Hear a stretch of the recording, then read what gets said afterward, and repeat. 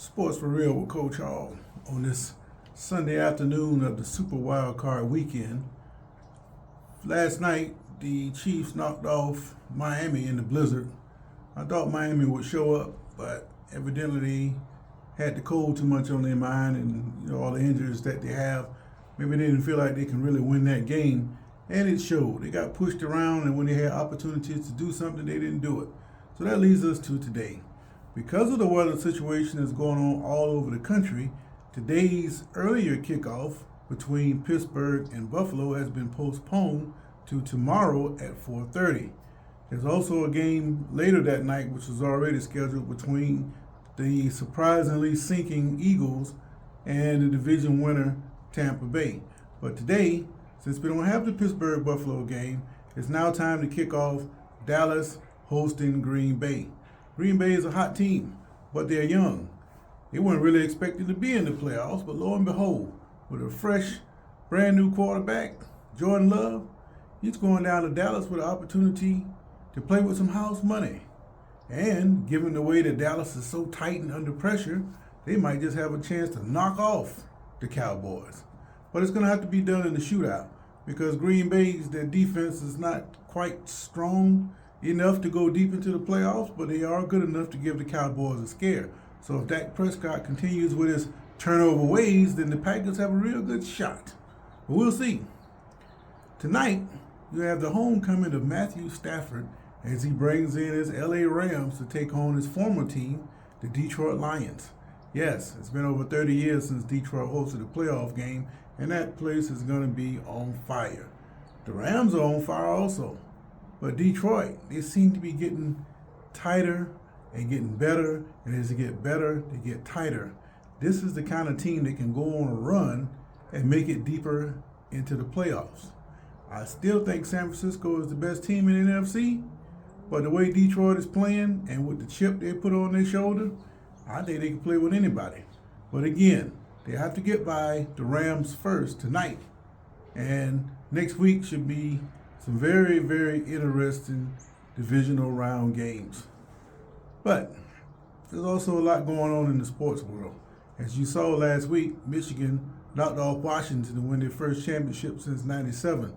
Again, I've seen these two teams play several times over the years, a couple times in the Rose Bowl. Once, back in '91, when Washington, they destroyed Michigan to be voted the only national championship they have back in '91. Michigan, again, they came back the next year and avenged that loss, and they played a few times in the regular season, and they'll be conference foes next year when Washington moves on over to the Big Ten. But the story of that game had to be Michael Penix. Michael Penix was bullied, harassed, the right side of his line was getting beat, and he just didn't look the way he had normally looked all season long.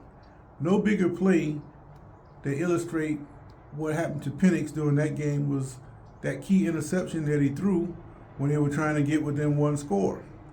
Penix, he's got them all spread out, but he's got his number one receiver, I think his name is Nunzier. He's one-on-one. He ran a little slant that made him open, but Penix never even looked his way. What did he do? He threw it to the right where he had all his receivers and all of the defenders over there. He throws it into coverage. The guy runs it all the way back inside the 10. Michigan punches it in, and it looks like it's a blowout. Well, score-wise, it was a blowout, but the game was really very close. And I think if Penix had played a little bit better, despite being beat up, this would have been a much, much closer football game. And why do I say that? Penix, he's going to be a high draft choice. He's played himself into that position. But I'm starting to be concerned about his prospects for the next level. A lot of teams are already looking at it that he's not very sturdy. He's had a lot of injuries while he was at Indiana, and then he was beat up pretty much all game against Michigan. And they're starting to wonder, is this guy good enough to play in the NFL? Well, the answer, of course, is yes, he's capable, but he's got to find a way to avoid all these injuries. It looked like he had some kind of rib problem. And every time he got hit, the more he got hit as the game got deeper, the more it seemed to hurt him. And it took him a very long time to get off the field after the game was over.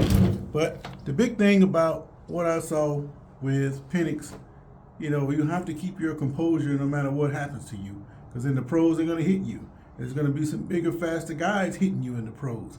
But when you get the pre-snap look, when you have your number one receiver in a position where he's in one-on-one, in a play that you got to have, you got to go to him no matter what. But he didn't do that. He tried to go away, and it ended up costing his team big time. Who knows? They could have scored a touchdown on that play, kicked the onside kick, and then got the ball back and went to score and pushed the game possibly into overtime. But that wasn't in the cards for him that night. But I still think Penix, he's going to be good enough to make it to the pros, but he's got a lot of repairing to do up until now. Speaking of college football, you have a major issue that took place early this week with Florida State. Poor Florida State. Ever since they were left out of the college playoffs, bad things have been happening to them.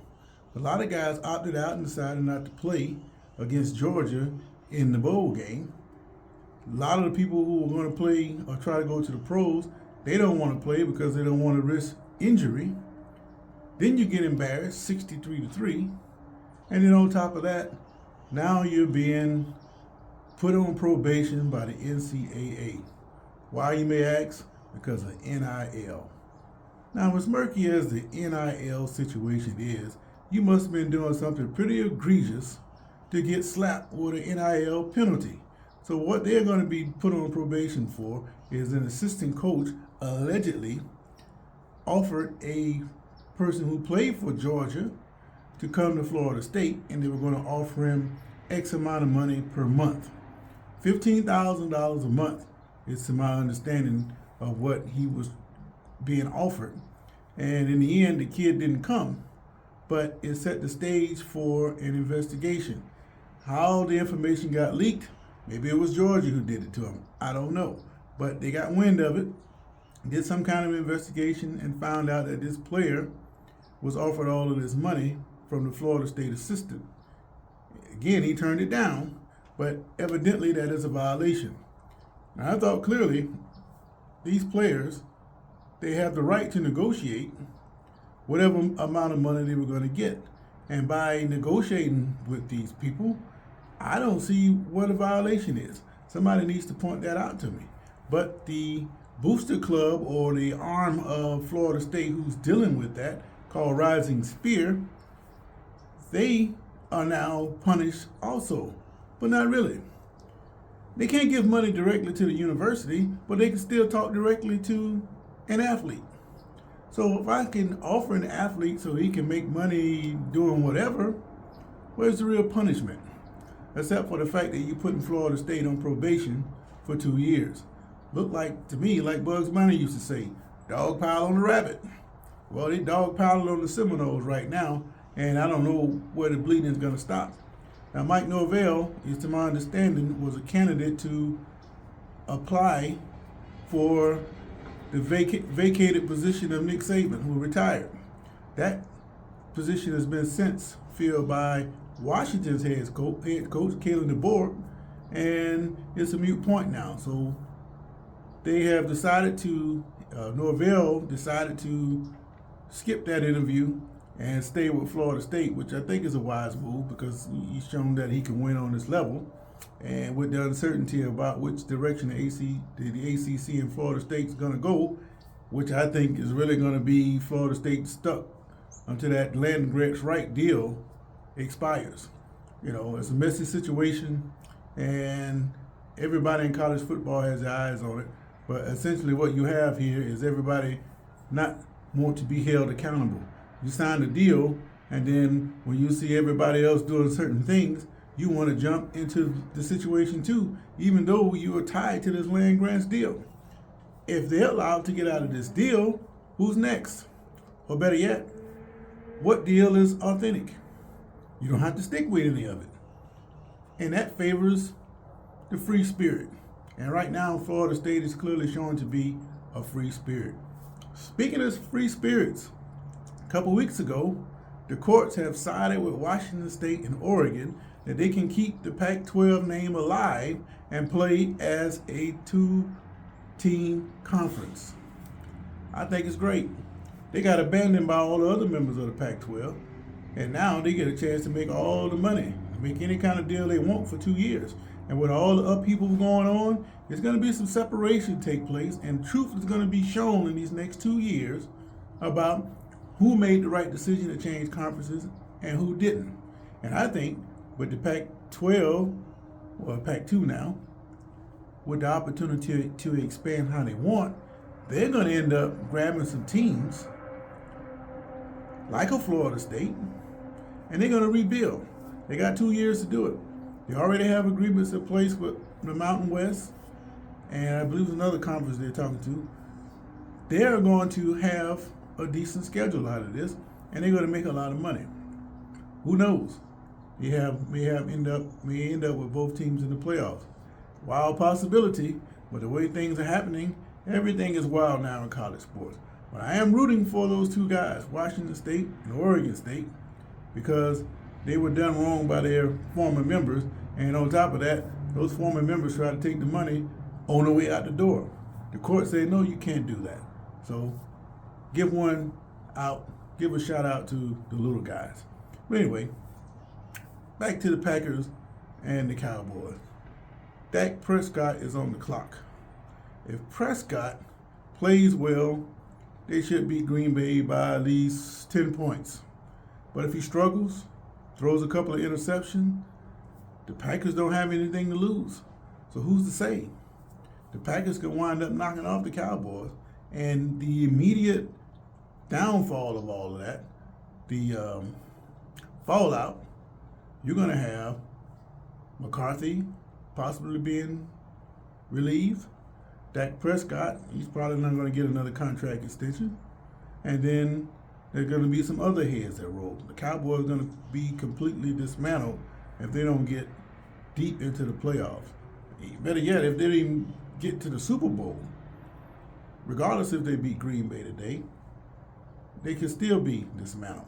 So all eyes and all the pressure is on Dallas right now. They just kicked it off. First quarter game should be an interesting battle, but I would definitely keep my eyes peeled. But shout out to Nick Saban on the way out. Great career. You approved, if not the best, one of the best to have done it. But the end had to come at some point, and I think really the real reason that you might have cut your decision to retire a year or two earlier is because of all this crap that's going on with the NCAA and all these rule changes. The old guard like Saban and Belichick, those days are coming to an end because these guys nowadays, they got a rabbit in them, they got no discipline, and they have no desire to compete. So expect parity, mediocrity to continue in the NCAA, and it's going to filter on to the NFL. These guys are getting all this money, but they don't even want to compete. As soon as they lose their job, they want to quit or transfer. Society has made it that way. And it all began with the little Johnny mindset 30 years ago. This is Sports for Real.